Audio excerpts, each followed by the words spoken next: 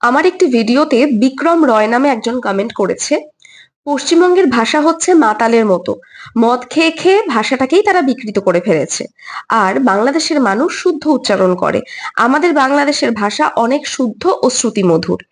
তো বিক্রম, আমি তোমাকে প্রথমেই বলবো যে তুমি কি করে জানলে যে পশ্চিমবঙ্গে যারা থাকে প্রত্যেকে মদ খায় আর প্রত্যেকে মাতাল হয়ে বাংলা ভাষা উচ্চারণ করে?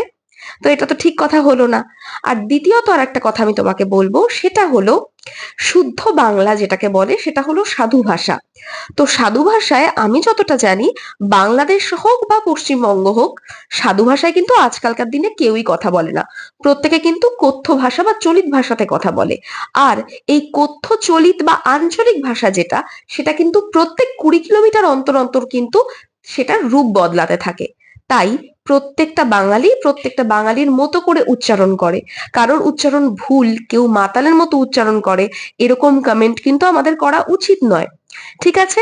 আর উচ্চারণের ত্রুটি তো অনেকেরই থাকে, সেটা পশ্চিমবঙ্গের মানুষেরও আছে, আবার বাংলাদেশের মানুষেরও আছে। সেই ত্রুটিগুলো, কিছু কিছু ত্রুটি কিন্তু উচ্চারণকে শ্রুতিমধুর করে তোলে। আর কিছু কিছু ত্রুটির ওপর ওয়ার্ক করতে হয়। তো তুমি ভালো থেকো।